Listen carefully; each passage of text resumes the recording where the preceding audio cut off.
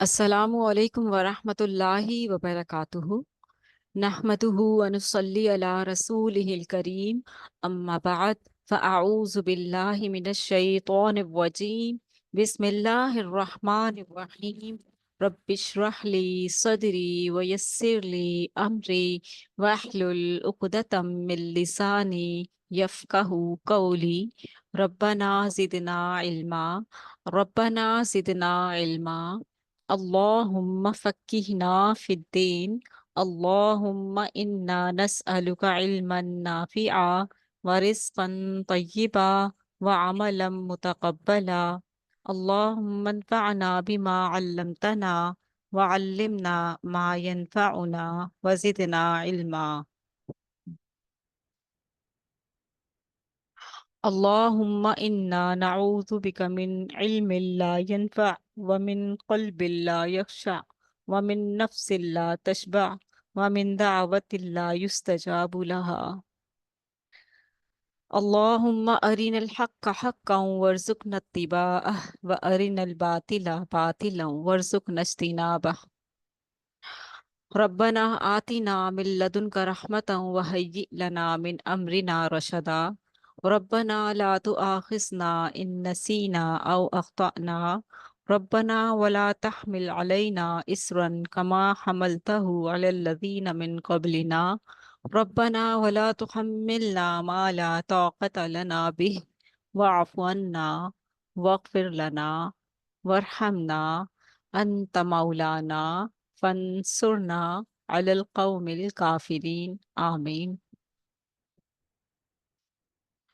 نبی علیہ الصلوۃ والسلام خاتم النبیین رحمت للعالمین امام الانبیاء صلی اللہ علیہ وآلہ وسلم کے ذکر کی سیرت مبارکہ کی خوبصورت مجلس کا آغاز کرتے ہیں۔ آپ سب کو خوش آمدید کہتی ہوں اور درود پاک کے ساتھ ہم اس کا آغاز کرتے ہیں۔ اللہم صلی علی محمد وعلی آل محمد کما صلیت علی ابراہیم وعلی آل ابراہیم انک حمید مجید اللہم بارک علی محمد وعلی آل محمد کما بارکت علی ابراہیم وعلی آل ابراہیم انک حمید مجید۔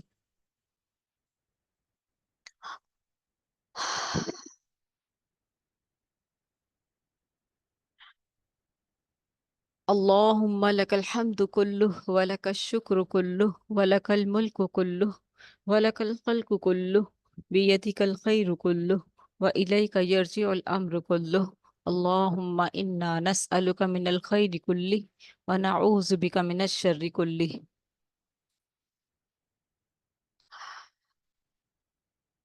سیرت مبارکہ صلی اللہ علیہ وآلہ وسلم میں ہم اس سے پہلے واقعہ معراج کا ذکر پڑھ چکے ہیں۔ واقعہ معراج کا جو مختصر اور جو اس میں بنیادی چیزیں تھیں وہ ہم نے پڑھی، اور ایک جامع ذکر تھا جس سے ہمیں معلوم ہوا کہ کس طرح سے اللہ سبحانہ تعالیٰ اپنی قدرت دکھاتا ہے اور وہ ہر چیز پر قادر ہے۔ ان اللہ علی کل شیء قدیر، بے شک اللہ تعالیٰ ہر چیز پر قدرت رکھتا ہے۔ وہ جو چاہے، وہ جب چاہے، وہ جیسے چاہے کر سکتا ہے، اس کے لیے کچھ بھی مشکل نہیں۔ یہی ہم سب ایمان والوں کا یقین اور ایمان ہے۔ پیارے نبی صلی اللہ علیہ وآلہ وسلم کے جو معراج کا واقعہ ہم نے سنا، ویسے ہی ہم مانتے ہیں کہ اللہ تعالیٰ ہر چیز پر قدرت رکھتا ہے، وہ جیسے چاہے کر سکتا ہے۔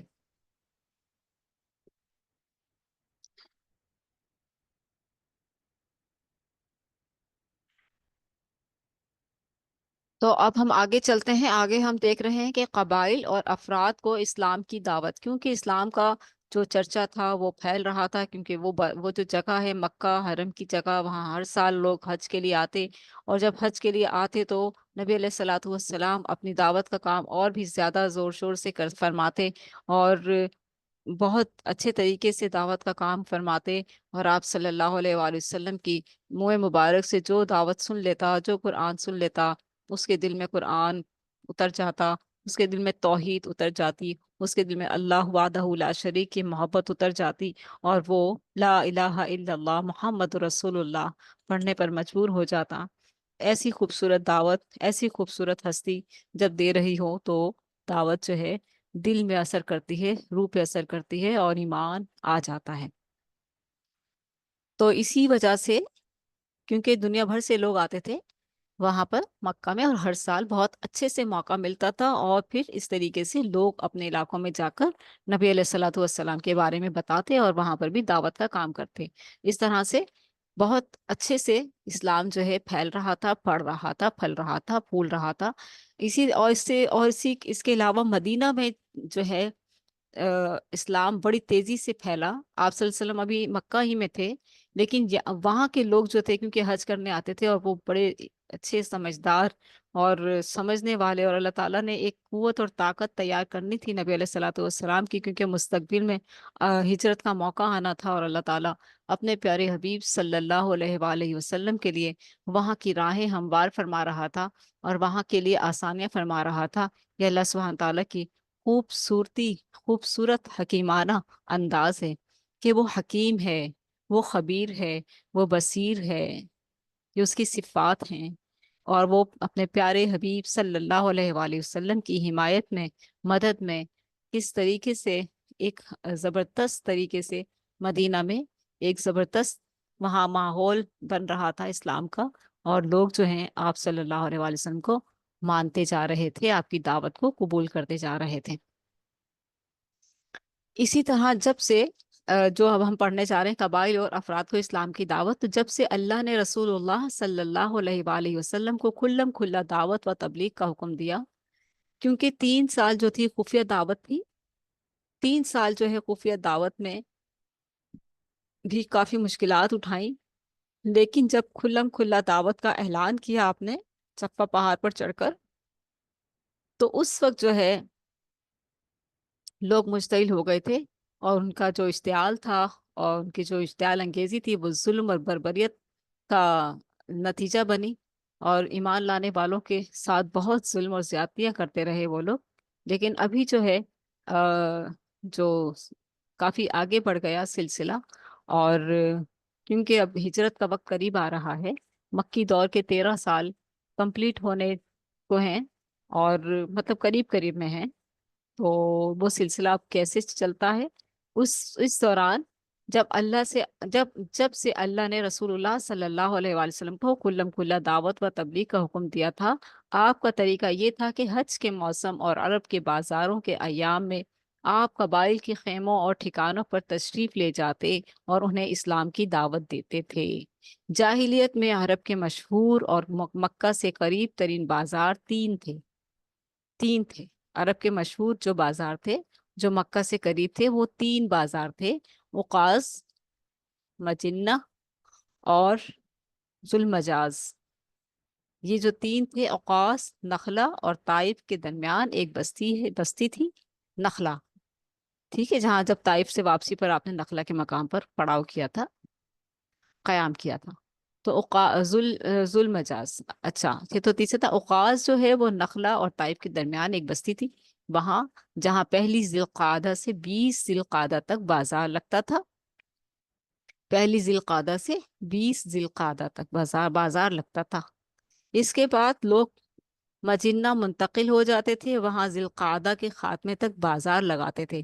مجنہ مکہ سے نیچے وادی مر الزہران میں ایک مقام کا نام ہے۔ ذوالمجاز جبل عرفہ یعنی جبل رحمت کے پیچھے ہے ذوالمجاز، اور وہاں پہلی ذی الحجہ سے 8 ذی الحجہ تک بازار لگتا تھا، کیونکہ تجارت بھی جائز ہے حج کے سیزن میں۔ اللہ کے رسول صلی اللہ علیہ وسلم نے فرمایا کہ تم حج کے مناسک کی ادائیگی کے ساتھ جب تم سفر کرو تو تم تجارت بھی کر سکتے ہو۔ تو دنیا بھر سے وہاں لوگ آتے تھے، اور پھر ان بازاروں میں بھی جاتے تھے اور اپنا تجارت کا کام بھی کرتے تھے، اور فرض کی ادائیگی بھی، حج کی ادائیگی بھی۔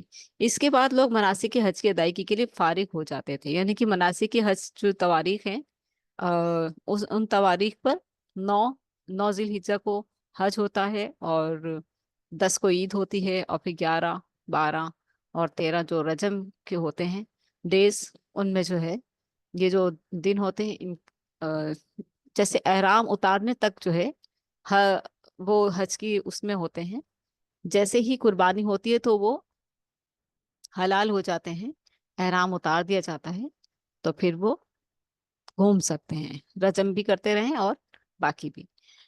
تو مناسک حج کی ادائیگی کے لیے فارغ ہو جاتے تھے جن قبائل کو رسول اللہ صلی اللہ علیہ وآلہ وسلم یعنی کہ حج کے لیے جو آئے ہوئے ہوتے تھے تو وہ ان بازاروں میں اپنا تجارت کا کام بھی کرتے تھے اور پھر حج کی ادائیگی بھی کرتے تھے. جن قبائل کو رسول اللہ صلی اللہ علیہ وآلہ وسلم نے اسلام کی دعوت دی اور اس مقصد کے لیے آپ نے ان سے پناہ اور مدد چاہی، ان کے نام یہ ہیں. یہ ساری ایک لسٹ ہے. بنو عامر بن صعصع، بنو محارب بن خفصہ، بنو فزارہ، غسان اور مرہ، بنو حنیفہ، بنو سلیم، بنو عبس، بنو نصر، بنو البقا، کندہ اور کلب، بنو الحارث بن کعب، عزرہ اور حزارمہ. ان میں سے کسی نے بھی آپ کی دعوت قبول نہ کی. یہ سارے جو قبیلے تھے جن کے نام یہ ہیں کہ جن قبائل کو رسول اللہ صلی اللہ علیہ وسلم نے اسلام کی دعوت دی اور اس مقصد کے لیے آپ نے ان سے پناہ اور مدد چاہی، ان کے نام یہ ہیں. پناہ اور مدد تو دے دی لیکن انہوں نے قبول نہیں کیا، اسلام قبول نہیں کیا. ٹھیک ہے، لیکن ان کے جواب اور انداز مختلف تھے. کسی نے بہترین جواب دیا، کسی نے آپ کے بعد اپنے لیے سرداری کی شرط لگائی، کسی نے کہا آپ کا خاندان اور قبیلہ آپ کو بہتر جانتا ہے کہ اس نے آپ کی پیروی نہیں کی. کیونکہ یہ بھی بات تھی بہت بڑی کہ آپ صلی اللہ علیہ وسلم کے اپنے قبیلے والے لوگ جو تھے آپ کے دشمن ہو گئے تھے، وہ نہیں مان رہے تھے، وہ آپ کے خلاف کھڑے ہوئے تھے. تو یہ بھی جو تھا آپ کی دعوت میں آڑ آنے کی ایک بہت بڑی وجہ تھی، آپ کی دعوت کو قبول نہ کرنے کی. جیسے وہ لوگ کہہ رہے ہیں کہ آپ کا خاندان اور قبیلہ آپ کو بہتر جانتا ہے کہ اس نے آپ کی پیروی نہیں کی. یہ بہت بڑی تکلیف دہ بات تھی. کسی نے برا جواب دیا اور ان میں سے سب سے برا جواب مسلمہ کذاب کے گروہ بنو حنیفہ کا تھا. مسلمہ کذاب، وہ آپ صلی اللہ علیہ وسلم کے دور میں ہی اس نے نبوت کا دعویٰ کیا تھا. ایمان کی شعائیں مکہ سے باہر. جس زمانے میں اسلامی دعوت مکہ کے اندر مشکل ترین مرحلے سے گزر رہی تھی، اللہ نے مقدر کر رکھا تھا کہ اسی زمانے میں مکہ سے باہر کچھ لوگ ایمان لائیں جو ان کی حیثیت امید کی چنگاری کی تھی جو مایوسی کی تاریکیوں میں چمکی. ان میں سے بعض کے نام یہ ہیں. اب دیکھیں یہ جو ایمان لا رہے تھے نا، یہ بڑے ہی پیارے بڑے بڑے اچھے لوگ تھے، اور انہوں نے جا جا کر مدینہ میں اور تو ابھی دیکھیے گا کتنا خوبصورت ابھی آ رہا ہے ذکر کہ آپ لوگ جو ہے خوشی کی ایک لہر دوڑ جاتی ہے. کیونکہ جب ایک وقت وہ ہم نے دیکھا مکی دور کا جو بہت زیادہ اذیتوں والا تھا، بہت زیادہ تکلیفوں والا تھا، اور ان لوگ ایمان نہیں لا رہے تھے. پھر عام الحزن آ گیا. آپ صلی اللہ علیہ وسلم کے چچا اور اماں خدیجہ جو ہیں وہ دنیا سے رخصت ہو گئے، اور پھر طائف کا واقعہ ہوا، پھر معراج، پھر اس کے بعد جو ہے معراج کے لیے بھی تواریخ دی ہوئی ہیں. پھر اس کے بعد جو ہے پھر دعوت کا سلسلہ، کیونکہ یہ تو سلسلہ چلتا ہی رہے گا، یہ تو رکنے والا نہیں تھا. ٹھیک ہے، جیسے ایک مومن جو ہے اسے اپنی منصب کا پتہ ہے، ایک مسلمان مومن کو اپنے منصب کا پتہ ہے کہ اسے کیا کرنا ہے. اس کی زندگی صرف نماز، روزہ، حج، زکوٰۃ کی حدود تک محدود نہیں رہتی. وہ آگے کی سوچتا ہے، وہ اپنی ذمہ داری کو سوچتا ہے کہ میری ذمہ داری کیا ہے اور مجھے کس طریقے سے اس کو نبھانا ہے. میرے نبی صلی اللہ علیہ وسلم جو ہے امت محمدیہ پر سونپ کر گئے ہیں یہ ذمہ داری. کیا ہم نے کبھی سوچا ہے اپنی ذمہ داری کے بارے میں یا نہیں؟ اگر ہم بہت اچھے باعمل اور شرک سے بچے ہوئے مسلمان ہیں تو ہم بہت خوش نصیب ہیں، اور اس کے ساتھ ساتھ ہمیں دعوت کا کام بھی کرنا چاہیے، لوگوں کو برائی سے بچانا چاہیے، لوگوں کو اچھائی کی دعوت دینی چاہیے. کہیں نہ کہیں ضرور تھوڑا بہت حصہ ضرور ڈالیں، یہ بہت ضروری ہے. اگر آپ کو قرآن مجید اچھے سے مخارج کے ساتھ پڑھنا آتا ہے تو آپ ایک نہ ایک اسٹوڈنٹ اپنے ساتھ ضرور رکھیں، محلے کا، رشتہ دار کا کوئی بچہ، کہ اسے میں پڑھاؤں گی، اسے میں پڑھاؤں گی، آپ بھیجیے میرے پاس. تو حق جو ہے ادا کرنا ہے. کہیں نہ کہیں حصہ ضرور ڈالنا ہے، ٹھیک ہے؟ چلے ہم آگے چلتے ہیں۔ یہ جو خوش نصیب لوگ تھے جنہوں نے ایمان لائے، جو جنہوں نے اللہ کے رسول صلی اللہ علیہ وسلم کی دعوت کو قبول کیا۔ سوید بن سامت یہ شاعر تھے، گہری سوجھ بوجھ کے حامل اور یثرب کے باشندے۔ ان کے شرف اور شعر گوئی کی وجہ سے انہیں کامل کہا جاتا تھا، یعنی کہ ان کا شعر بڑا زبردست بامعنی ہوتا تھا۔ یہ حج یا عمرے کے لیے مکہ تشریف لائے۔ رسول اللہ صلی اللہ علیہ وآلہ وسلم نے انہیں اسلام کی دعوت دی۔ انہوں نے آپ پر حکمت لقمان پیش کی۔ انہوں نے آپ پر حکمت لقمان پیش کی۔ آپ صلی اللہ علیہ وآلہ وسلم نے ان پر قرآن پیش کیا اور وہ مسلمان ہو گئے، کیونکہ ان کے پاس حکمت لقمان تھی۔ تو حکمت لقمان تو توحید کا پیغام تھی۔ حکمت لقمان، آپ لوگوں نے قرآن مجید میں سورہ لقمان پڑھی ہوگی کہ انہوں نے اپنے بیٹے کو کیا نصیحت کی تھی، کتنی خوبصورت نصیحت کی تھی، اور یہ کہا تھا کہ کبھی اللہ کے ساتھ شریک نہ ٹھہرانا، اور ماں باپ کی خدمت کرنا، نماز پڑھنا، اچھی اچھی باتیں سکھا رہے تھے نا اپنے بچے کو۔ تو آپ نے ان پر قرآن پیش کیا اور وہ مسلمان ہو گئے۔ کہنے لگے یہ بہترین قول ہے۔ پھر وہ بعاث کی جنگ سے پہلے اوس اور خزرج کے درمیان ایک لڑائی میں شہید ہو گئے۔ یعنی کہ انہوں نے اتنا زبردست اسلام قبول کیا کہ پھر جہاد بھی کیا۔ اور جہاد جہاد تو بڑی خوبصورت عبادت ہے۔ جہاد بن نفس، جو جہاد بن نفس کر لیتا ہے، جہاد بن نفس، ایک مومن جہاد بن نفس پر ہوتا ہے، وہ اپنے نفس کی خواہشات سے جو صحیح نہیں ہوتی ہیں ان سے خود کو بچا کر رکھتا ہے، پاک دامن رہتا ہے، یہ بھی جہاد بن نفس ہے، ٹھیک ہے؟ اچھا، اب دیکھتے ہیں ایاس بن معاذ رضی اللہ تعالی عنہ۔ یاس بن معاذ رضی اللہ تعالیٰ عنہ یہ یثرب کے باشندے تھے، نوخیز نوجوان، سنہ 11 نبوت کے اوائل میں، یعنی کہ آپ صلی اللہ علیہ وسلم کی نبوت کا 11واں سال چل رہا تھا۔ اوس کے ایک وفد کے ہمراہ مکہ تشریف لائے، جو قریش سے خزرج کے خلاف حلف و تعاون چاہتا تھا۔ قریش سے خزرج کے خلاف، قبیلے تھے نا، لڑائیاں چلتی ہی رہتی تھی، حلف و تعاون چاہتا تھا۔ رسول اللہ صلی اللہ علیہ وسلم کو علم ہوا تو آپ ان کے پاس تشریف لے گئے، انہیں اسلام کی دعوت دی اور قرآن کی تلاوت فرمائی۔ ایاس نے کہا واللہ یہ اس سے بہتر ہے جس کے لیے آپ لوگ تشریف لائے ہیں، یعنی کہ وہ تو قریش اور خزرج کے خلاف حلف و تعاون چاہتے تھے نا، تو انہوں نے کیا کہا، واللہ یہ اس تعاون کی دعوت سے بہتر ہے قرآن، یعنی قرآن اور اسلام کی دعوت اس سے بہتر ہے، ٹھیک ہے؟ اس پر وفد کے ایک رکن ابو الحیسر نے بطحہ کی کنکریاں اٹھا کر ایاس کے منہ پر دے ماری اور کہا یہ بات چھوڑو، یہاں ہم دوسرے مقصد سے آئے ہیں۔ یعنی کہ اس وقت کے لوگ دیکھیں کس طرح سے کیسی حرکتیں کرتے تھے، آپ دیکھیں تو صحیح کہ بیٹھے ہیں وہاں، ظاہر ہے وہاں پر کوئی کارپیٹ تو ہوتے نہیں تھے، فرش پر ہی بیٹھے ہیں، میٹنگ ہو رہی ہے تو اٹھا کر کنکر یا منہ پر ہی دے ماری، کیسی عجیب حرکت ہے یہ۔ کہنے لگا یہ بات چھوڑو، یہاں ہم دوسرے مقصد سے آئے ہیں۔ چنانچہ وہ خاموش ہو رہے اور یثرب واپس آ کر جلد ہی وفات پا گئے۔ وفات کے وقت وہ تحلیل و تکبیر اور حمد و تسبیح کر رہے تھے، اس لیے ان کی قوم کو کوئی شبہ نہیں کہ ان کی وفات اسلام پر ہوئی۔ جو تحلیل اور تکبیر اور تسبیح کر رہا ہو، تحلیل کیا ہے؟ لا الہ الا اللہ، اور تکبیر کیا ہے؟ اللہ اکبر، اور تسبیح کیا ہے؟ سبحان اللہ والحمد للہ، یہ ہے اس کی میننگ۔ تحلیل کہتے ہیں لا الہ الا اللہ، اور تکبیر آپ سب کو پتہ ہے اللہ اکبر، اور حمد اور تسبیح کیا ہے؟ حمد کیا ہے؟ الحمد للہ، اور تسبیح کیا ہے؟ سبحان اللہ۔ ابو ذر غفاری رضی اللہ تعالیٰ عنہ، انہیں نبی علیہ الصلوۃ والسلام کی بعثت کی اطلاع سوید بن سامت اور ایاس بن معاذ سے ملی۔ انہوں نے پتہ لگانے کے لیے اپنے بھائی کو مکہ بھیجا، وہ گئے اور وہ واپس آئے لیکن تسلی نہ کر سکے۔ چنانچہ حضرت ابو ذر رضی اللہ تعالیٰ عنہ خود نکلے اور مکہ پہنچ کر مسجد حرام میں جا اترے۔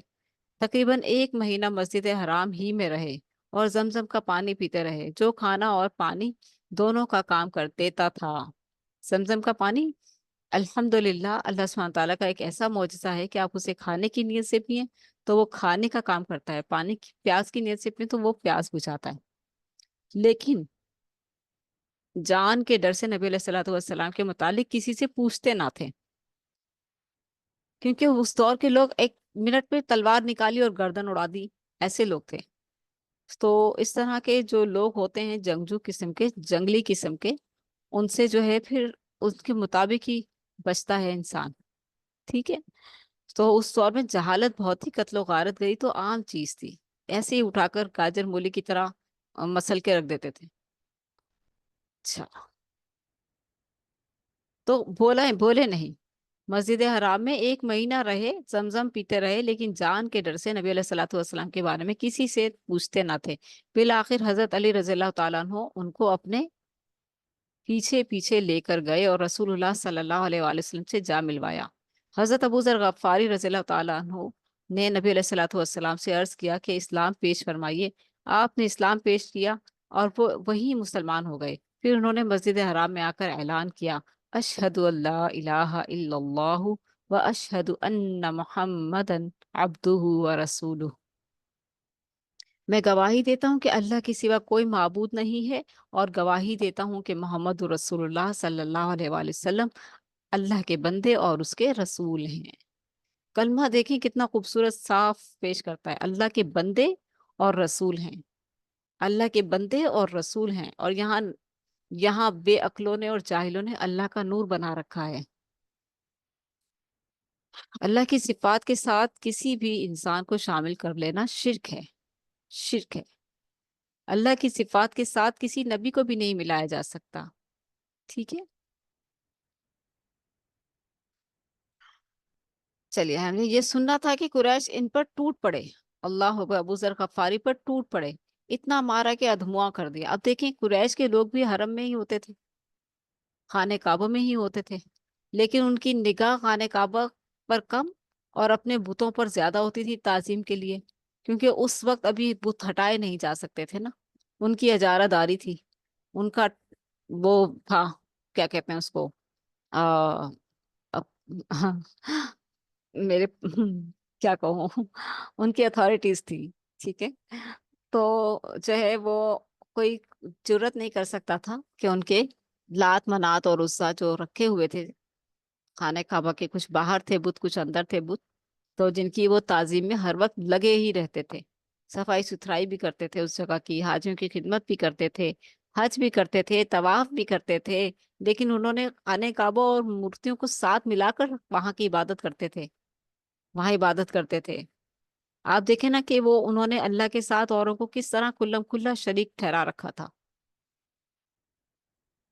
कि अल्लाह के घर में इस कदर शिर्क की गंदगी फैला रखी थी। किस कदर खौफनाक वो वक्त था, और अल्लाह ताला का कितना सब्र था कि अल्लाह ताला ने उस वक्त के लोगों को जो है इस कदर रहम किया उन पर, और इस कदर मोहलत दी उन पर, इस कदर मोहलत दी कि नबी अलैहिस्सलातु वस्सलाम की बेहुरमती भी कर रहे हैं वहीं, और किस किस तरह से अजियतें भी पहुंचा रहे हैं। आपका सब्र और इस कदर आजमाइश थी। खैर, हजरत माज बिन जबल ने जब कलमा पढ़ा तो लोग उन पर टूट पड़े, इतना मारा कि अधमुआ कर दिया, लेकिन हजरत अब्बास रज़ियल्लाहु ताला अन्हु ने उनको बचा लिया। दूसरे दिन आकर फिर यही ऐलान किया, और कुरैश ने फिर इतना मारा कि करीबुल मर्ग हो गए। कल की तरह आज भी अब्बास ने आकर उनको बचाया। इसके बाद हजरत अबू जर गफ्फारी रज़ियल्लाहु ताला अन्हु अपनी कौम बनु गफ्फार में वापस गए आ गए, और जब नबी अलैहिस्सलातु वस्सलाम ने हिजरत फरमाई तो वो भी मदीना हिजरत कर आए। नबी अलैहिस्सलातु वस्सलाम की पर्सनैलिटी और शख्सियत ही इतनी खूबसूरत थी कि जो है आप, सहाबा किराम जो हैं आपकी दस्तरस में आ जाते थे। तुफैल बिन अमर वदौसी रजी अल्लाह ताला अन्हु ये शायर थे, गहरी सूझबूझ के मालिक और यमन के करीब वाक़ कबीला दौस के सरदार सरदार थे। जो सरदार ईमान लाए तो फिर पूरा कबीला ही ईमान ले आता है। सन 11 नबूवत में मक्का तशरीफ लाए तो अहले मक्का ने बढ़कर उनका इस्तकबाल किया, वही जो मुशरिक थे, और नबी अलैहिस्सलातु वस्सलाम से इस कदर डराया कि जब वो मस्जिद हराम में आए तो कान में रुई ठोंस ली। ये भी वाकया आप लोगों ने सुना होगा। ये कौन थे? तुफैल बिन अमर वदोसी, तुफैल बिन अमर वदोसी थे, जिनको मक्का वालों ने इतना डरा दिया कि मोहम्मद के पास मत जाना, मोहम्मद जादूगर हैं, मोहम्मद ऐसे हैं, मोहम्मद ये कर देंगे तुम्हारे। तो जो है ना, वो इस कदर डरा दिया कि उन्होंने कानों में रुई ठोस ली कि कहीं आपकी कोई बात सुनाई ना पड़ जाए, कान में सुनाई ना पड़ जाए, क्योंकि आप सिलसिले तो जोशो खरोश के साथ अपनी दावत का काम कर रहे थे और लोगों ने आप पर अजियत के मजे चख लिए हुए थे।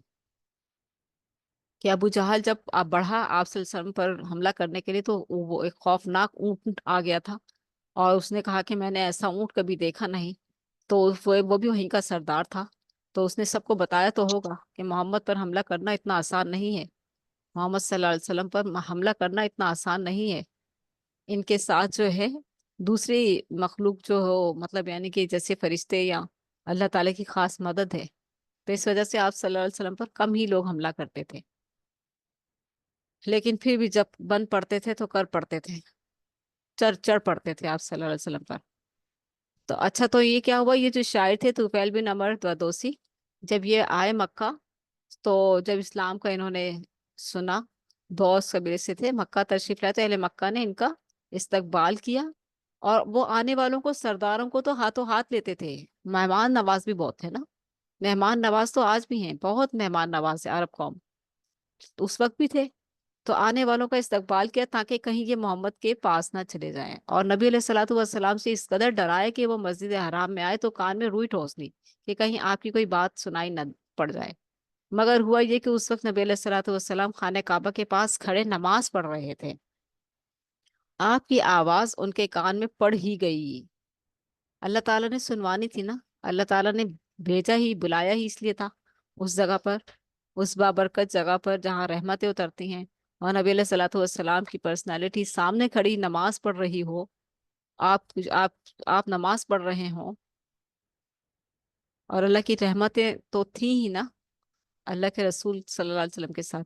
उन्होंने जो कुछ सुना बहुत अच्छा महसूस किया। यानी नमाज जो है, आप तिलावत फरमा रहे थे, वो जहरी नमाज का वक्त होगा, तो आपने जो उसने जो उन्होंने जो सुना बहुत अच्छा महसूस किया। दिल ही दिल में कहने लगे, मैं सूझबूझ रखने वाला शायर हूँ, मुझसे भला बुरा छुपा नहीं रह, मुझसे भला बुरा यानी कि अच्छा और बुरा छुपा नहीं रह सकता। यानी कि शेर व शायरी जो थी वो कोई ऐसी मामूली चीज नहीं थी, जबरदस्त जहानत के साथ करने वाला शायर था अमर बिन वदोसी, तुफैल बिन अमर, ये जो हमने ऊपर नाम पढ़ा है तुफैल है ना, तुफैल बिन अमर बदोसी। ये एक समझ बूझ रखने वाला शायर था। जब अल्लाह ताला, अल्लाह के रसूल सल्लल्लाहु अलैहि वसल्लम के मुंह मुबारक से कलाम पाक सुना तो मु- मुतासिर हो गया बहुत। फिर क्यों ना मैं उस शख्स की बात सुनूं अगर अच्छी हुई, यानी कि उसने दिल में ख्याल किया कि मैं तो अच्छी और बुरी बात को अच्छे तरीके से समझ सकता हूँ, कि मुझे किस बात का डर है। क्यों ना मैं उस शख्स की यानी मोहम्मद रसूलुल्लाह सल्लल्लाहु अलैहि वसल्लम की बात सुनूं, अगर अच्छी हुई तो कबूल कर लूंगा, बुरी हुई तो नहीं मानूंगा। ये होती है ना समझदारी, इसे कहते हैं समझदारी। ठीक है। चुनाचा जब नबी अलैहिस्सलातु वस्सलाम घर तशरीफ लाए तो वो भी आपके पीछे हो लिए, और घर के अंदर आकर आपसे अपना वाकया बयान किया और अर्ज की कि आप अपना दीन पेश करें।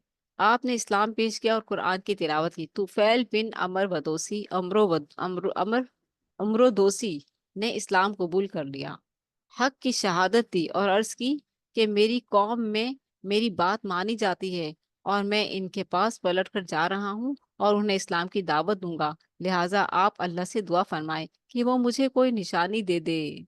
आपने दुआ फरमाई, चुनाचा जब वो अपनी कौम के करीब पहुंचे तो उनका चेहरा चिराग की तरह रोशन हो गया। ये निशानी अल्लाह ताला ने उन्हें दे दी कि उनका चेहरा चिराग की तरह रोशन हो गया, कि कौम के लोग देखकर मुतासिर हो गए। उन्होंने अल्लाह से दुआ की इस चेहरे के बजाय कहीं और, उन्होंने उन्होंने अल्लाह से दुआ की कि उसे चेहरे के बजाय कहीं और मुंतकिल कर दे। चुनाचा ये रोशनी उनके उनके कोड़े में पलट आई। कोड़े में, कोड़ा जो होता था उस दौर में कोड़े रखे जाते थे। जब वो अपनी कौम में पहुंचे तो उसे इस्लाम की दावत दी। वालिद और बीवी ने इस्लाम कबूल कर लिया, मगर कौम ने ताखिर की। लेकिन जब उन्होंने सुलह हुदैबिया के बाद मदीना हिजरत की انہوں نے صلح حدیبیہ کے بعد مدینہ ہجرت کی تو ان کے ساتھ ان کی قوم کے 70 یا 80 گھرانے تھے، یعنی اسلام قبول کیا۔ یہ تھے طفیل بن عمرو دوسی۔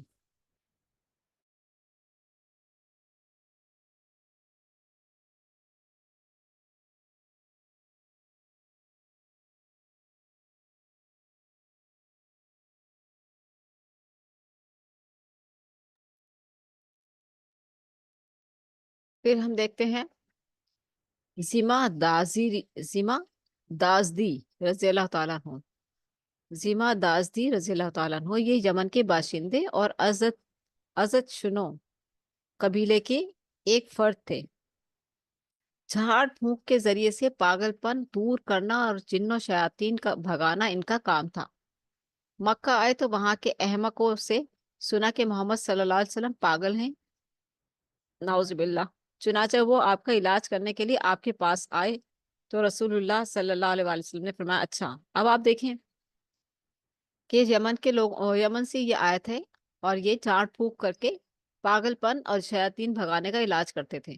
مکہ آئے تو وہاں کے لوگوں کو تو پتہ ہی تھا، انہوں نے محمد صلی اللہ علیہ وسلم کو پاگل ظاہر کر کے کہ جاؤ اس کا بھی علاج کرو، رسول اللہ صلی اللہ علیہ وسلم کے پاس بھیج دیا، اور ان کی خوش قسمتی ہو گئی، سیما دازدی کی خوش قسمتی ہو گئی کہ یہ تو آنے والے لوگوں کو تو نبی علیہ الصلوۃ والسلام کے پاس ہی نہیں آنے دیتے تھے اور ان کو خود بھیجوا دیا۔ کیونکہ آپ صلی اللہ علیہ وسلم سے ہر طرح سے وہ خار کھاتے تھے نا، تو جب وہ آپ صلی اللہ علیہ وسلم کے پاس آئے تو رسول اللہ صلی اللہ علیہ وسلم نے فرمایا ان الحمد للہ نحمدہ ونستعینہ من یہدہ اللہ فلا مضل لہ ومن یضلل لہ ومن یضللہ فلا ہادی لہ واشہد ان لا الہ الا اللہ وحدہ لا شریک لہ واشہد ان محمدا عبدہ ورسولہ۔ یہ پورا خطبہ پڑھ ڈالا جو کسی بھی درس اور تدریس سے پہلے پڑھا جاتا ہے، آپ لوگوں نے اکثر سنا ہوگا اس کو کہ ان الحمد للہ نحمدہ ونستعینہ من یہدہ اللہ فلا مضل لہ ومن یضللہ فلا ہادی لہ۔ ساری تعریف اللہ ہی کے لیے ہے، ہم اس کی تعریف کرتے ہیں اور اسی سے مدد چاہتے ہیں۔ جسے اللہ ہدایت دے دے اسے کوئی گمراہ نہیں کر سکتا، اور جسے اللہ گمراہ کر دے اسے کوئی ہدایت نہیں دے سکتا۔ اور میں شہادت دیتا ہوں کہ اللہ کے سوا کوئی معبود نہیں، وہ تنہا ہے، اس کا کوئی شریک نہیں، اور میں شہادت دیتا ہوں کہ محمد صلی اللہ علیہ وآلہ وسلم اس کے بندے اور رسول ہیں۔ اما بعد، اللہ کے رسول نے اس کے سامنے یہ خطبہ کہا۔ زیمات نے یہ کلمات سنے تو اس قدر متاثر ہوئے کہ انہیں 3 بار دہرانے کی آپ صلی اللہ علیہ وآلہ وسلم سے فرمائش کی۔ کتنے خوبصورت الفاظ تھے، شاعر تھے، سمجھ بوجھ رکھنے والے تھے، اور لوگوں نے آپ کے پاس ان کو اس لیے بھیجا تھا کہ آپ پاگل ہیں، ان کا علاج کریں۔ لیکن جب انہوں نے آپ صلی اللہ علیہ وسلم کے منہ مبارک سے اتنا خوبصورت خطبہ سنا تو اتنے متاثر ہوئے کہ کہا 3 بار سنائیے، 3 بار سننے کی فرمائش کی۔ پھر کہا میں کاہنوں، جادوگروں اور شاعروں کی بات سن چکا ہوں، لیکن میں نے آپ جیسے کلمات کہیں نہیں سنے۔ یہ تو سمندر کی اتھاہ گہرائی کو پہنچے ہوئے ہیں۔ لائیے ہاتھ بڑھائیے، آپ سے اسلام پر بیعت کروں، اور انہوں نے بیعت کر لی۔ کتنا خوبصورت منظر ہوگا نا، اور مکہ والوں کے لیے کیسا تڑپا دینے والا ہوگا کہ ہم نے تو اس کو نبی علیہ الصلوۃ والسلام کے علاج کے لیے بھیجا تھا، اس کا خود ہی علاج ہو گیا، اس کو خود ہی ایمان کی دولت مل گئی۔ کتنا خوش نصیب تھا وہ جو نبی علیہ الصلوۃ والسلام کے پاس آیا، بیٹھا اور خطبہ سنا، اور ایسا اثر کیا کہ 3 بار سنا اور پھر خود سے ہاتھ بڑھایا اور بیعت کر کے ایمان لے آیا۔ مدینے میں اسلام۔ بیرون مکہ جن ابتدائی سعادت مندوں نے اسلام قبول کیا ان میں سے اوپر بیان کیے گئے 5 افراد کے بعد چھٹے کا تعلق مدینے کے قبیلے خزرج سے ہے۔ ان کے نام یہ ہیں، ٹھیک ہے، 5 افراد کے بعد چھٹے، ٹھیک ہے، اسد بن زرارہ، قطبہ بن عامر بن حدیدہ، عوف بن حارث بن رفاعہ، عوف بن افرا، عقبہ بن عامر بن نابی، رافع بن مالک بن عجلان، جابر بن عبداللہ بن رعب۔ یہ لوگ سنہ 11 نبوت یعنی آپ صلی اللہ علیہ وسلم کی نبوت کے 11ویں سال میں حج کے لیے آنے والوں کے ہمراہ آئے تھے۔ ادھر اہل یثرب یعنی مدینہ کے لوگ جب کبھی یہود کو جنگ وغیرہ میں ذکر پہنچاتے تو ان سے سنا کرتے تھے کہ ایک نبی اس وقت بھیجا جانے والا ہے، کیونکہ انہیں تو پتا تھا، اور وہ لوگ تو رو رو کر دعائیں کرتے تھے کہ یا اللہ وہ جو رسول تو نے اب بھیجنا ہے آخری رسول، اسے بھیج دے تاکہ ہم اس کے ساتھ مل کر ان ظالموں کا مقابلہ کریں۔ کیونکہ یہودیوں پر کبھی عیسائیوں نے خوب چڑھائی کی، رومیوں نے، اور کبھی عربیوں نے بھی بہت چڑھائی کی جو مدینہ میں تھے، قبیلے تھے نا ان کے، تو مدینہ میں ان کے قبیلے تھے، اور جس کا بس چلتا تھا، جب عربیوں کا بس چلتا تھا تو ان پر چڑھائی کر دیتے تھے۔ تو یہ وہی بات چل رہی ہے کہ میں ابھی یہاں سے لیتی ہوں اس کو، دوبارہ سے سلسلہ شروع ہوتا ہے کہ یہ لوگ سنہ 11 نبوت میں حج کے لیے آنے والوں کے ہمراہ آئے تھے، یہ جو جن کے نام لیے ہیں۔ اہل یثرب یعنی مدینہ کے رہنے والے جب کبھی یہود کو جنگ وغیرہ میں زک پہنچاتے، اہل یثرب جو تھے عربی تھے، مدینہ کے رہنے والے تھے، جب یہودیوں کو یعنی کہ جنگ کے دوران ان کو شکست دیتے، یا زک مینس شکست دینا یا تکلیف پہنچاتے، تو ان سے سنا کرتے تھے، کیونکہ پھر وہ روتے تھے اور تکلیف اور اذیت میں آ کر کہتے تھے کہ ایک نبی اس وقت بھیجا جانے والا ہے، اس کی بعثت کا زمانہ آن لگا ہے۔ جیسے ابھی اس وقت کے دور میں ہم امام مہدی، اور ہمیں دجال کا بھی پتا ہے کہ اس نے بھی آنا ہے، لیکن جیسے امام مہدی کے اچھے اچھے سینس میں، ایک خوبصورت سینس میں، اور دجال کا ایک جو بھیانک سینس ہے جو ہمیں پتا ہے کہ وہ ایک فتنہ ہے، اس سینس میں ہم اس کو جانتے ہیں، ٹھیک ہے نا۔ اور پھر قیامت کے قریب جو بھی نشانیاں ہیں ان سب سے متعلق بھی ہمیں خیال ہے کہ یہ سب بھی ہونا ہے، کیونکہ ہمارا ایمان ہے۔ اسی طرح اس وقت مدینہ میں جو یہودی تھے وہ آپ صلی اللہ علیہ وسلم کا انتظار کر رہے تھے کہ ایک آخری رسول آنے والا ہے، بھیجا جانے والا ہے، اس کی بعثت کا زمان آن لگا ہے، ہم اس کی مائیت میں تمہیں عاد اور ارم کی طرح قتل کر ڈالیں گے۔ یعنی کہ ان کے دل میں اتنی آگ تھی، ان عربیوں کے لیے اتنی اتنی وہ تھی، انتقام کی آگ جلی ہوئی تھی، لگی ہوئی تھی، کہ وہ انتظار کر رہے تھے کہ آخری رسول آئے تو ہم اس کے ساتھ مل کر ان کو بھی اسی طریقے سے اذیتیں دیں۔ ابھی وہ رکے ہوئے تھے، انتظار کر رہے تھے، ٹھیک ہے۔ لیکن جب اب آ جائے گا مدنی دور، جب مدینہ میں آپ صلی اللہ علیہ وسلم جائیں گے تو یہ انتظار کرنے والے کیا سلوک کریں گے آپ صلی اللہ علیہ وسلم کے ساتھ، جو بھی آ جائے گا ابھی دیکھ لیں گے انشاءاللہ، کیونکہ قرآن مجید تو بھرا پڑا ہے مکی صورتوں سے اور مدنی صورتوں سے، کہ یہ جو رو رو کر دعائیں کرنے والے تھے، انہوں نے کیا کیا کیا کیا تھا اللہ کے رسول کے ساتھ، کیا کیا تھا، وہ بہت تکلیف دہ باتیں ہیں۔ کیسے رو رو رو کے دعا کر رہے ہیں نا، کہ اس کی مائیت میں جب ہم اس کی مائیت میں تمہیں عاد اور ارم کی طرح قتل کر ڈالیں گے۔ عاد کون تھی؟ قوم عاد اور قوم سمود، یہ جو قوم عاد، یہ عاد تھی، قوم عاد تھی، ارم والے جو تھے، ان پر جو ہے اللہ تعالیٰ نے تیز ہوائیں چلائی تھی اور برے طریقے سے ان کو ہلاک کیا تھا، تو انہوں نے ان کی مثال دے کر کہا کہ ان کی طرح ہم تمہیں ماریں گے، دیکھنا، اس نبی کے ساتھ مل کر۔ چنانچہ یہ لوگ مینا کی گھاٹی میں رات کے وقت باتیں کر رہے تھے کہ وہاں سے رسول اللہ صلی اللہ علیہ وسلم کا گزر ہوا۔ آپ نے آواز سنی تو ان کے پاس پہنچ کر دریافت فرمایا، من انتم، آپ لوگ کون ہیں؟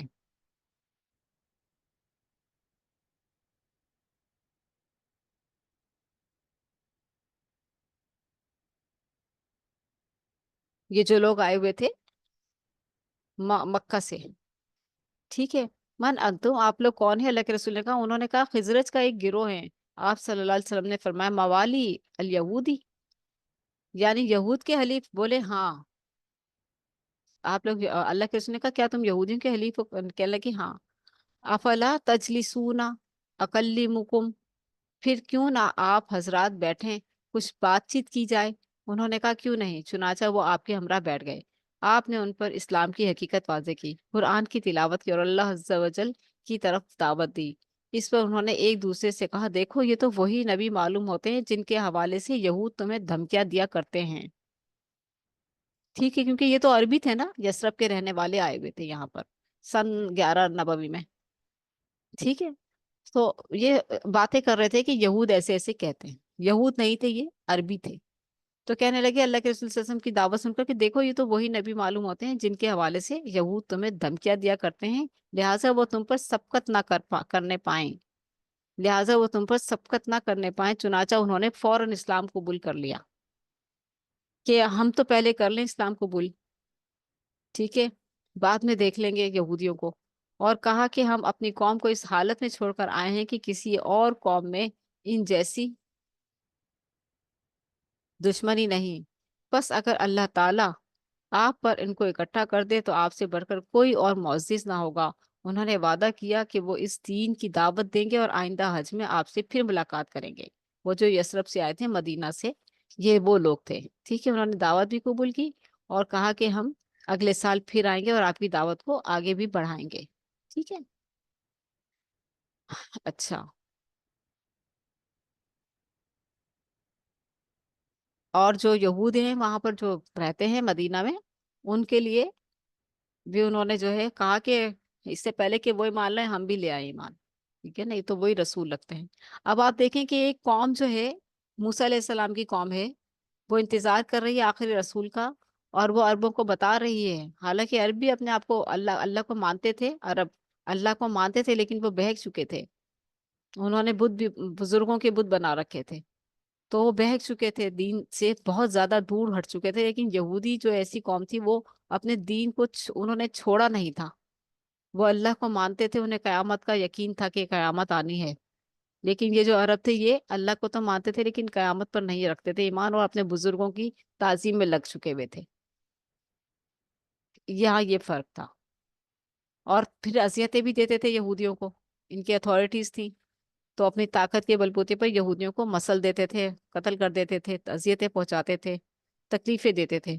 तो उस तकलीफ के उसमें, क्योंकि यहूदी जो है जिंदगी के बहुत हरीस होते हैं, दुनियावी जिंदगी के, दुनिया के और जिंदगी के बहुत हरीस होते हैं। उन्हें मौत का सदमा बर्दाश्त नहीं होता, वो मरना नहीं चाहते, इसलिए उन्हें इस चीज की बहुत तकलीफ होती थी। इसीलिए उन्होंने कहा कि वो जो आखिरी रसूल है, जब वो आ जाएगा तो फिर हम उसके साथ मिलकर तुम्हें मजा चखाएंगे। तो उन्होंने कहा कि वो हमें मजा चखाएं, इससे पहले हम ही मान ले आए, ठीक है। तो ये यूं यूं हुआ कि किसी और कौम में इन जैसी दुश्मनी नहीं, वो जो यहूदियों के साथ है ना, बस अगर अल्लाह ताला आप पर उनको इकट्ठा कर दे तो आपसे बढ़कर कोई और मुअज़्ज़िज़ ना होगा। यहूदियों पर अगर इकट्ठा कर दे तो उन्होंने उन्होंने वादा किया कि वो इस दीन की दावत देंगे और आइंदा हज में फिर आपसे मुलाकात करेंगे। पहली बैत उक़बा।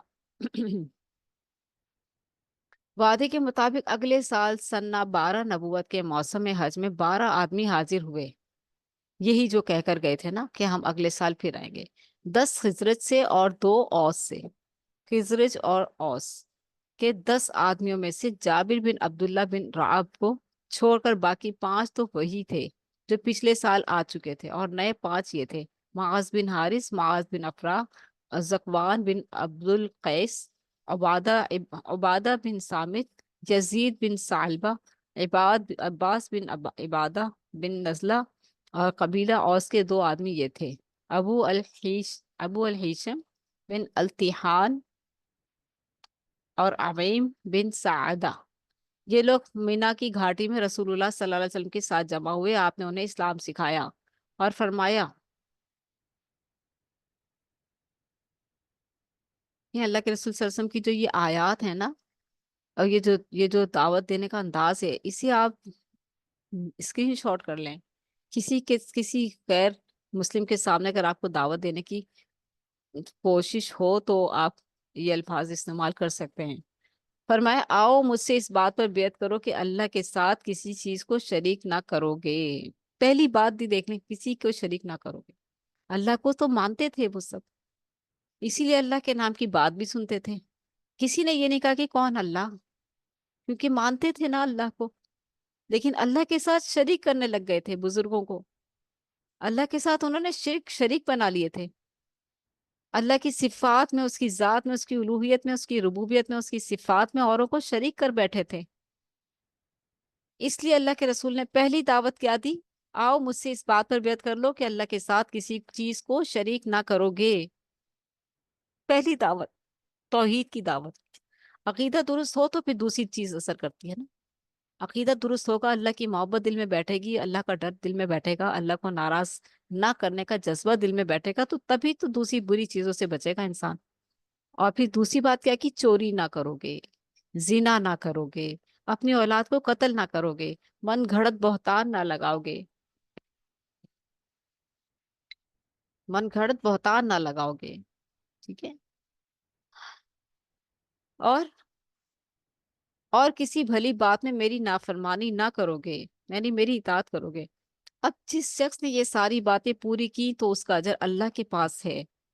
ہمارے لیے بھی یہ سبق ہے کہ ہم نے اللہ کے رسول کی اطاعت کرنی ہے، اور اگر یہ ساری باتیں پوری کی، یعنی اللہ کے رسول کی اطاعت کی، تو اس کا اجر کس کے ذمہ؟ اللہ کے پاس ہے۔ اور جو شخص ان میں سے کسی چیز کا ارتکاب کر بیٹھا اور اس دنیا ہی میں اسے اس کی سزا دے دی گئی تو یہ اس کے لیے کفارہ ہے۔ اور جو شخص ان میں سے کسی چیز کا ارتکاب کر بیٹھا اور اللہ نے اس پر پردہ ڈال دیا تو اس کا معاملہ اللہ کے حوالے ہے، چاہے تو سزا دے اور چاہے تو معاف کر دے۔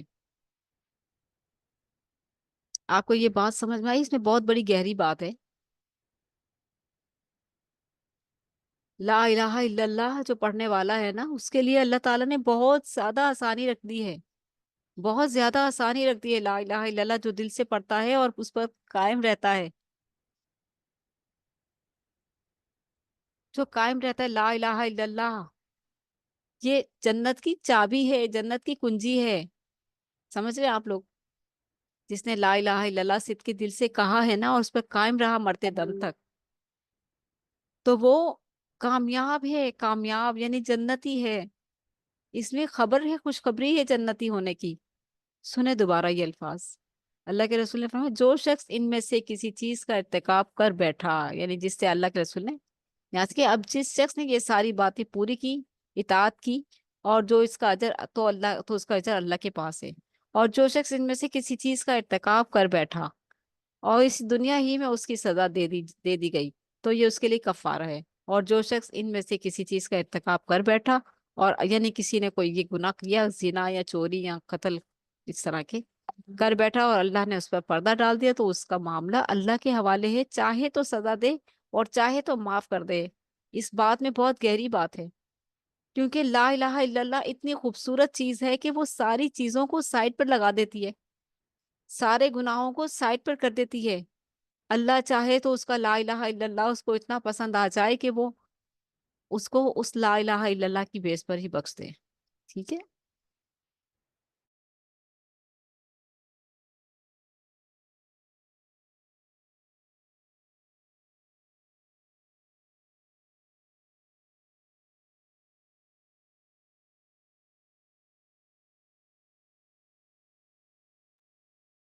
ٹھیک ہے، تو جو ہے توحید کے لیے حدیث بھی آتے ہیں نا کہ اللہ کے رسول صلی اللہ علیہ وسلم کے پاس جبریل امین آتے ہیں، فرماتے ہیں کہ جو ہے یا رسول اللہ اپنی امت کو خوشخبری سنا دیجیے کہ جس نے دل سے لا الہ الا اللہ کہا اس کو قیامت کے دن اللہ تعالیٰ بخش دے گا، خواہ وہ زمین سے لے کے آسمان تک بھر کے گناہ بھی لے آئے، اس کے سارے گناہ معاف ہو جائیں گے اگر وہ شرک نہیں کرے گا۔ اگر اس کا لا الہ الا اللہ خالص ہوا تو اللہ تعالیٰ اسے جنت میں ڈالے گا، وہ جنتی ہے۔ اسی لیے تو اللہ تعالیٰ نے، اللہ کے رسول نے کہا چاہے تو سزا دے چاہے تو معاف کر دے، چاہے تو سزا دے چاہے تو معاف کر دے، کیونکہ انسانوں کی گناہوں کی بھی تو نیتوں پر ڈیپینڈ کرتا ہے نا، نیت کیا تھی، گناہ کی بھی نیت دیکھی جائے گی نا، ڈرنے والی نیت تھی یا ڈھٹائی والی نیت تھی، اور گناہ کے بعد توبہ کی تھی یا شرمندگی کا احساس ہوا تھا یا ڈھٹائی ہی بنے رہے، ہے نا؟ تو یہ چیزیں ساری پھر تو اس وجہ سے نا، تو یہ ہے بات ساری، ٹھیک ہے۔ عمل کا دار و مدار نیتوں پر ہے، گناہوں کی بھی لسٹ ہوگی، گناہوں کی بھی کیٹیگریز دیکھی جائے گی کہ گناہ کے بعد خوف والا عمل تھا، اللہ سے ڈر والی نیت تھی، اللہ سے ڈر والا تھوڑا سا یعنی کہ تھا کہ نہیں، یہ اپنے اندر گلٹی تھی یا نہیں تھی، شرمندگی تھی یا نہیں تھی، یا ڈھٹائی تھی، ٹھیک ہے۔ تو اس میں آ رہا ہے کہ اللہ چاہے تو معاف کر دے، اللہ چاہے تو سزا دے۔ چلیے، تو اب اس لا الہ الا اللہ کی اہمیت کو سمجھ لیجئے کہ جو سچے دل سے لا الہ الا اللہ پڑھ لیتا ہے، اللہ کے ساتھ کسی کو شریک نہیں کرتا ہے، اور پھر محمد رسول اللہ صلی اللہ علیہ وسلم پڑھ کر اللہ کے رسول کی اطاعت کرتا ہے، اللہ کے رسول کی دعوت کو مان کر عمل کرتا ہے اور اللہ سے ڈرتا رہتا ہے، اس حال میں جب دنیا سے جاتا ہے تو فرشتے ان کا استقبال کرتے ہیں، آسمانوں پر اس شخص کا استقبال کیا جاتا ہے، خوشیاں منائے وہ شخص، اور موت سے نہ ڈرے گھبرائے، موت تو نعمت ہے۔ چلیے، یثرب میں اسلام کی دعوت۔ اس کے بعد جب یہ لوگ واپس ہوئے تو نبی علیہ الصلوۃ والسلام نے ان کے ساتھ حضرت مصعب بن عمیر رضی اللہ تعالیٰ عنہ کو روانہ فرما دیا تاکہ وہ لوگوں کو قرآن پڑھائیں۔ دیکھیں، اللہ کے رسول صلی اللہ علیہ وسلم بھی تو دیکھتے تھے نا کہ یہ پڑھا لکھا ہے، یہ پڑھنا جانتا ہے، زبان تو تھی عربی، قرآن بھی عربی میں تھا، تو اس لیے اس کے بعد جب یہ لوگ واپس ہوئے تو نبی علیہ الصلوۃ والسلام نے ان کے ساتھ حضرت مصعب بن عمیر رضی اللہ تعالیٰ عنہ کو روانہ فرما دیا تاکہ وہ لوگوں کو قرآن پڑھائیں اور دین سکھائیں۔ بنیاد ڈل گئی نا مدینہ میں اسلام کی، جیسے میں نے شروع میں ہی ذکر کیا تھا کہ مکہ میں تو مشکل حالات گزر ہی رہے ہیں، لوگ مان کر نہیں دے رہے، اللہ کے رسول صلی اللہ علیہ وسلم مایوس نہیں ہیں، کھڑے ہیں دعوت دینے کے لیے، صبح شام کھڑے ہیں، بازاروں میں، گلیوں میں، روڈوں پر، مسجد میں، اور اپنا کام کیے جا رہے ہیں۔ لیکن اللہ کی کرنی کیا ہے کہ وہ جگہ بڑی اچھی ہے، خوبصورت بابرکت ہے، وہاں دنیا بھر سے لوگ آتے ہیں، تجارت کے سلسلے میں بھی، حج کرنے کے لیے بھی۔ اس طرح سے لوگوں نے جس نے سنی تو اللہ کے رسول صلی اللہ علیہ وسلم کے منہ مبارک سے جس کو اللہ تعالیٰ نے نعمت دینی تھی وہ اسلام قبول کرتا چلا گیا، اور مدینہ میں بڑی تیزی سے اسلام پھیل رہا تھا، اور وہاں پر اسلام کی بنیاد مضبوط ہو رہی تھی، کیونکہ ہجرت کے بعد وہاں پر جو ہے مضبوطی چاہیے تھی نا، تو اللہ تعالیٰ کے حکیمانہ فیصلے اتنے خوبصورت ہوتے ہیں۔ حضرت مصعب بن عمیر رضی اللہ تعالیٰ عنہ نے حضرت ابو امامہ اسد بن زرارہ رضی اللہ تعالیٰ عنہ کے گھر قیام فرمایا۔ آپ دیکھیں اس میں نام اتنے خوبصورت خوبصورت آتے ہیں۔ اچھا، پھر وہ دونوں اسلام کی تبلیغ کے لیے سرگرم ہو گئے۔ حضرت مصعب جو تھے، جن کو اللہ کے رسول نے بھیجا تھا مدینہ میں، بن عمیر نے حضرت ابو امامہ اسید بن زرارہ رضی اللہ تعالیٰ عنہ کے گھر قیام فرمایا، جو مسلمان ہو چکے تھے۔ پھر وہ دونوں اسلام کی تبلیغ کے لیے سرگرم ہو گئے، یعنی کہ صرف مصعب نہیں، وہ بھی۔ ایک روز دونوں ایک باغ میں تھے کہ اوس کے سردار سعد بن معاذ نے اپنے چچیرے بھائی اسید بن حزیر سے کہا، ذرا جاؤ اور ان دونوں کو جو ہمارے کمزوروں کو بے وقوف بنانے آئے ہیں ڈانٹ دو، کیونکہ وہ اپنے دین پر پکا تھا نا۔ تو سنے، اسید نے اپنا نیزہ لیا اور ان دونوں کے پاس آئے۔ انہیں اساد نے دیکھا تو حضرت مصعب سے کہا، یہ اپنی قوم کے سردار تمہارے پاس آ رہا ہے، یہ اپنی قوم کا سردار تمہارے پاس آ رہا ہے، اس کے سامنے اللہ کی سچائی بیان کرو۔ حضرت اسید آئے اور اس کے پاس کھڑے ہو کر بولے، تم دونوں یہاں کیوں آئے ہو؟ ہمارے کمزوروں کو بے وقوف بناتے ہو۔ اگر تمہیں، یعنی کہ وہ ابھی ایمان نہیں لائے تھے نا، اگر تمہیں اپنی جان پیاری ہے تو تم ہم سے الگ ہی رہو۔ حضرت مصعب بن رضی اللہ تعالیٰ عنہ نے کہا، کیوں نہ آپ بیٹھیں اور سنیں، اگر ہماری بات پسند آئے تو مان لیں، ناگوار گزرے تو جو بات بھی آپ کو ناپسند ہو ہم اس سے رک جائیں گے۔ انہوں نے کہا ہاں، یعنی کہ دیکھیں انداز کتنا خوبصورت ہے کہ آپ ہماری بات سن لیں، اگر ہماری بات آپ کو پسند آئے تو مان لیں، اور اگر ناگوار گزرے تو ہم اس سے رک جائیں گے، اگر آپ کو پسند نہیں آئے گی تو ہم اس سے رک جائیں گے۔ یہ بات بتانے کا طریقہ ہے، انداز بہت خوبصورت ہے، اخلاقانہ ہے، کہ اگر آپ کو ہماری بات پسند نہیں آئی تو ہم آپ کی بات مان لیں گے اور ہم اپنے کام سے رک جائیں گے، ٹھیک ہے؟ تو اس کے دل میں بیٹھنے کی اور بات سننے کی جگہ بن گئی کہ انہوں نے مجھے عزت دی ہے نا، میں جس مقصد کے لیے آیا تھا انہوں نے میری بات کو عزت دی ہے، چلو بیٹھ کے بات بھی سن لوں۔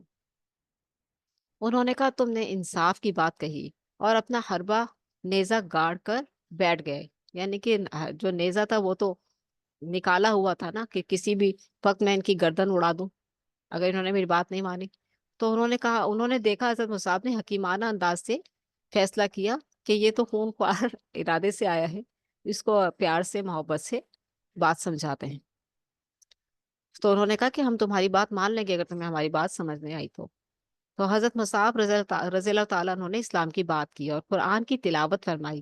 حضرت اسید رضی اللہ تعالیٰ عنہ نے دین اسلام کو پسند کیا، جو ان کو نیزہ لے کر آئے تھے ڈرانے کے لیے، انہوں نے دین اسلام کی بات کو پسند کیا اور اسے قبول کر لیا اور حق کی شہادت دی۔ یہ تھی خوبصورتی اسلام کی۔ دعوت دینے کے بھی انداز ہوتے ہیں، اور یہ کتابوں میں ہمیں یہ ساری باتیں پتہ چلتی ہیں۔ اب ہم جو ہے آج کل کے دور میں کتابیں ہماری الماریوں میں پڑی ہیں، مٹی پڑ رہی، گرد پڑ پڑ کر وہ خراب ہو رہے ہیں، ان کے پیجز خراب ہو رہے ہیں، لیکن ہمیں توفیق نہیں کہ ہم کتاب کھول کر پڑھ لیں اور کتابوں میں دیکھیں کتنے بڑے بڑے خزانے اور کتنی خوبصورت خوبصورت باتیں لکھی ہوئی ہیں۔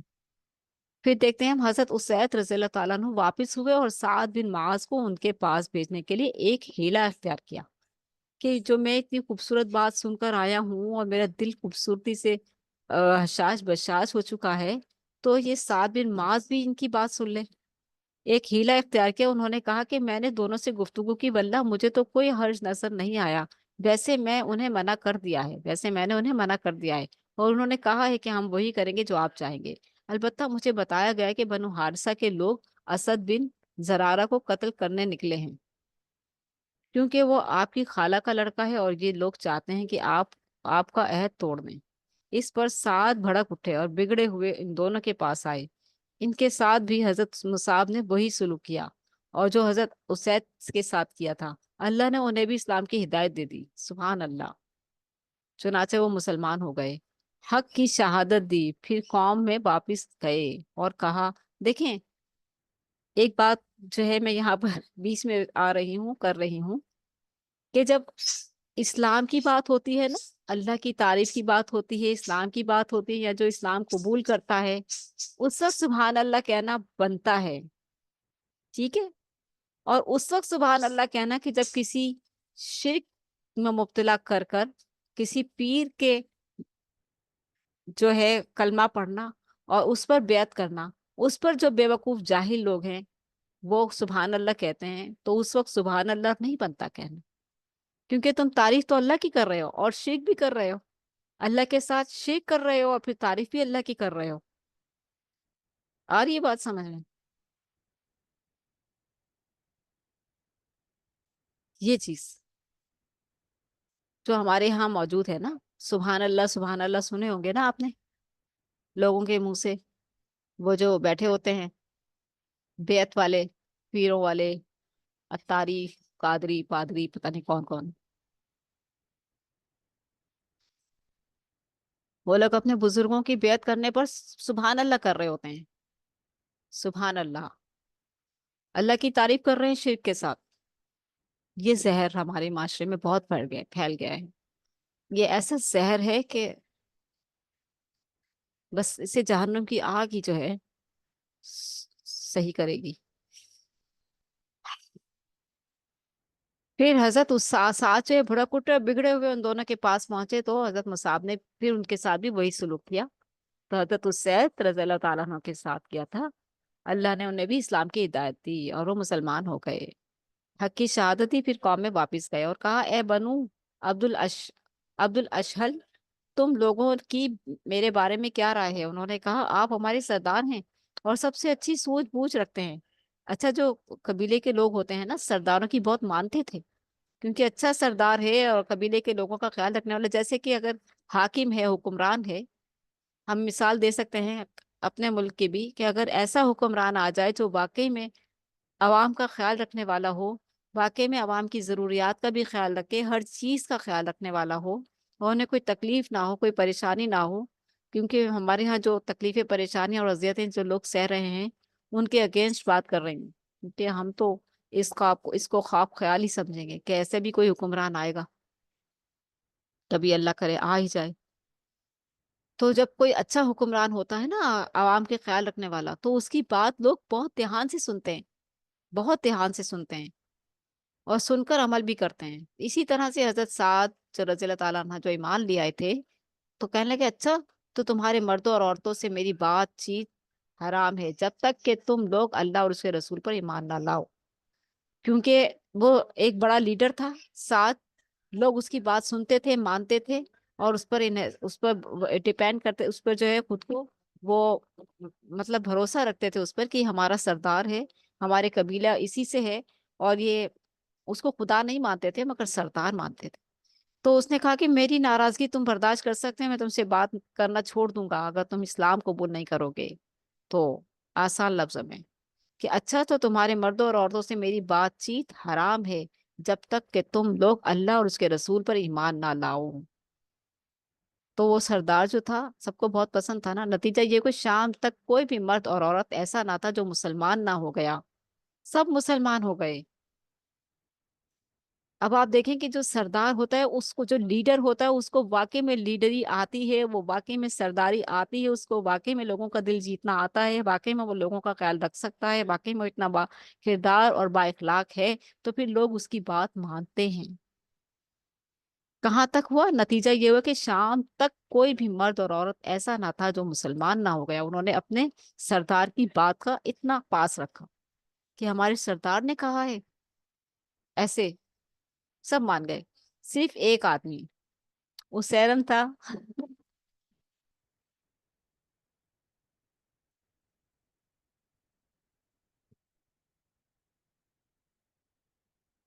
اچھا، ایک منٹ میں پانی پی لوں۔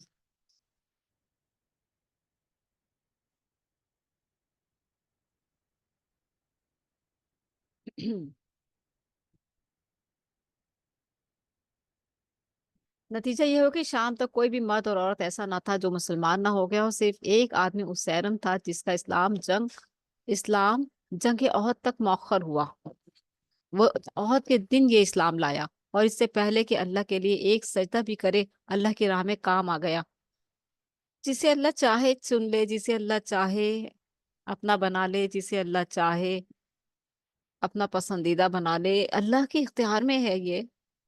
اسی لیے اللہ تعالیٰ سے اس کی محبت مانگنی چاہیے، اللہ تعالیٰ سے اللہ کی رضا مانگنی چاہیے، جیسے ہم دعا کرتے ہیں اللہم انا نسألک حبک، اے اللہ ہم تجھ سے تیری محبت کا سوال کرتے ہیں، وحب من یحبک، اور اس شخص کی محبت کا سوال کرتے ہیں جس سے تو بھی محبت کرتا ہے، والعمل الذی یبلغنی حبک، اور ایسے عمل کی توفیق کا سوال کرتے ہیں جسے ہم کریں تو تیری محبت حاصل ہو جائے۔ ہم؟ تو جس کی رب سے محبت ہوتی ہے تو وہ پھر رب کو خوش کرنے، رب کی چاہت چاہنے، رب کی محبت چاہنے کے لیے وقت پر نماز پڑھتا ہے، اس کی چاہت میں اٹھتا ہے، اس کی محبت میں اٹھتا ہے، اس کو راضی رکھنے کی چاہت میں اٹھتا ہے۔ قرآن پڑھتا ہے، میرا رب خوش ہوگا، ذکر اذکار کرتا ہے، میرا رب خوش ہوگا، درود پاک پڑھتا ہے، میرا رب خوش ہوگا، لوگوں کی مدد کرتا ہے، میرا رب خوش ہوگا، لوگوں کا خیال رکھتا ہے، میرا رب خوش ہوگا۔ ایمان لانے کے بعد، نماز کے بعد، سب سے زیادہ خوبصورتی یہ ہے دین کی کہ انسانیت کی خدمت کی جائے، اور انسانیت کی خدمت میں سب سے بڑی خدمت یہ ہے کہ اس کا عقیدہ درست کروا دیا جائے۔ آ رہی بات سمجھ میں؟ اسلام لانے کے بعد، نماز کی ادائیگی کے بعد جو سب سے خوبصورت عبادت ہے وہ انسانیت کی خدمت ہے۔ آپ سورۃ بقرہ اٹھائیے، اس کی شروع کی آیات پڑھیے، آپ کو پتہ چل جائے گا۔ پڑھتی ہوں میں آیات۔ بسم اللہ الرحمن الرحیم، الف لام میم، ذالک الکتاب لا ریب فیہ ھدی للمتقین، یہ وہ کتاب ہے جس میں کوئی شک نہیں اور اس میں ہدایت ہے پرہیزگاروں کے لیے۔ الذین یؤمنون بالغیب ویقیمون الصلاۃ، وہ لوگ جو غیب پر ایمان لاتے ہیں، یعنی لا الہ الا اللہ، اللہ کو تو نہیں دیکھا، جنت دوزخ تو نہیں دیکھے، قیامت پر بھی یقین ہے، تو یہ سب غیب میں آتا ہے نا۔ الذین یؤمنون بالغیب، وہ لوگ جو ایمان لاتے ہیں غیب پر، ویقیمون الصلاۃ، اور وہ قائم کرتے ہیں نماز، ومما رزقناہم ینفقون، اور اس مال میں سے جو اللہ تعالیٰ نے ان کو دیا ہے وہ خرچ کرتے ہیں۔ وہ مال جو ہے، وہ پیسہ، وہ علم، وہ عقیدہ، ساری چیزیں اس میں آ جاتی ہیں۔ تو انسانیت کی خدمت میں سب سے خوبصورت عبادت کیا ہے؟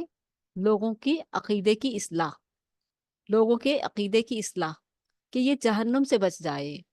باقی سارے گناہ معاف کر دے گا اللہ تعالیٰ، ہم نے اوپر پڑھ کے آ گئے ہیں، اس میں کتنے کتنے بھیانک سارے کبیرہ گناہوں کے نام لکھے گئے تھے۔ سارے گناہ اللہ تعالیٰ چاہے تو معاف کر دے، اللہ چاہے تو سزا دے دے، یہ اس کی چاہت ہے۔ اور گناہ پہ بھی ڈیپینڈ کرتا ہے، میں نے آپ کو بتایا اس کی بھی نیت ہوتی ہے، ایک شرمندگی والی ہوتی ہے اور ایک ڈھٹائی والی ہوتی ہے۔ اس پر بھی اللہ جسے بھی چاہے معاف کر دے، جسے بھی چاہے چھوڑ دے، ٹھیک ہے۔